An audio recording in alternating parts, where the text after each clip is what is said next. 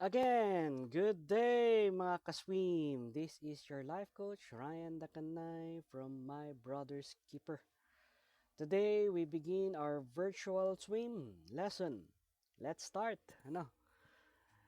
Nakuha natin to sa Excel at Work. Yan, Excel from Work, Excel at Work. Now, ang topic natin ngayon is servant's heart. A servant's heart.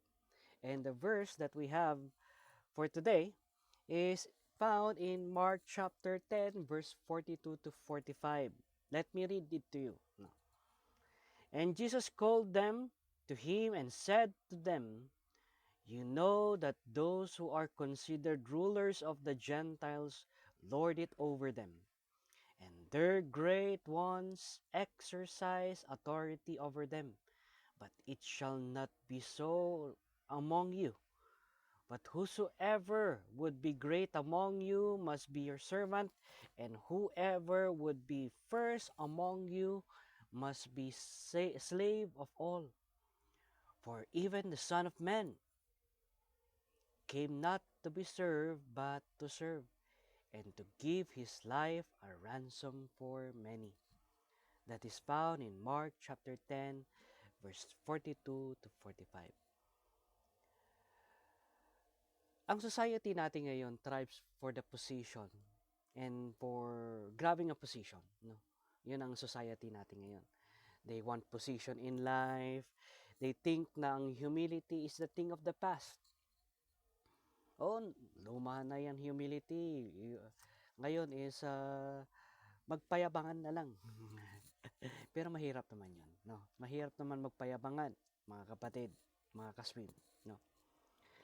Kung tayo ay seryoso sa ating Christian life, kung tayo ay seryoso sa ating relasyon sa Panginoon, ay makikita natin na kahit ang Panginoon at kahit ang Panginoong Heso Kristo, na siya na ang pinakamataas na nilalang sa buong mundo, ay dumating dito sa lupa just to serve us. Just to serve, be of service sa mga tao. Kaya nga sinabi niya doon sa kanyang salita, "For even the Son of Man," sino yung Son of Man?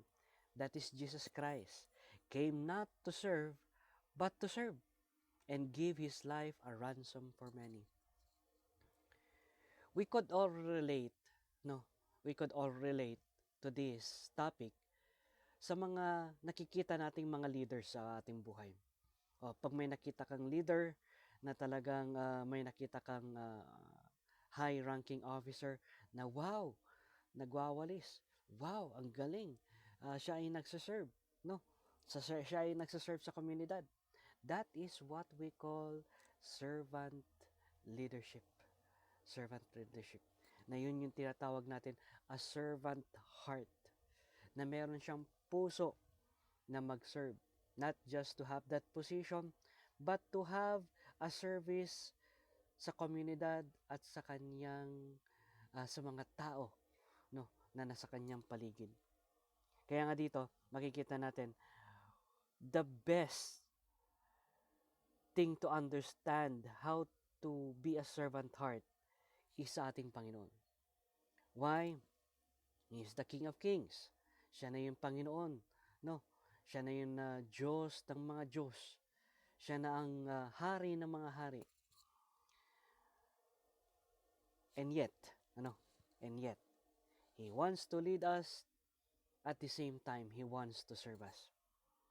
Kaya nga, wala tayong pwedeng maipagmalaki sa ating society o kaya sa ating community dahil kahit ang ating kagalingan at ating katapangan at ang ating skill ay galing sa ating may kapal ng Panginoong Heso Kristo. Kaya gayahin natin, no? Gayahin natin ang ating Panginoon kung paano siya magsilbi sa ating komunidad. Paano ba magsilbi ang Panginoon? Nilalagay niya sa kanyang puso lahat ng kanyang ginagawa at ginagawa niya to dahil mahal niya ang kanyang Ama. Ganon din tayo. Ginagawa natin ang service sa mga kapwa natin dahil mahal natin ang ating Diyos. Kaya mga kapatid, mga kaswim, no, tandaan natin, huwag magmayabang dahil merong mas matalino sa atin. Huwag magmalaki dahil meron pang mas mataas sa atin. At yun ay ang Panginoon. At kahit ang Panginoon ay siyang nag-serve sa mundo. Paano siya nag-serve sa mundo? He died on the cross just for you and just for me. And He served Himself as a ransom for many. Ibig sabihin, tinubos niya lahat ng ating pagkakasala. Kaya, ganun tayo kamahal ng Panginoon. Ganun din tayo magsilbi sa ating kapwa. Let's die for our country. Let's die for our Lord and Savior Jesus Christ. And let's serve each and every one, kahit yung pinakamaliit at kahit yung pinakamataas na tao sa mundo. Thank you again. This is a friendly reminder from your life coach, because I am my brother's keeper. God bless us all, and let's pray. Father God in heaven, thank you, Father God, for giving us this time to have this lesson regarding a servant's heart.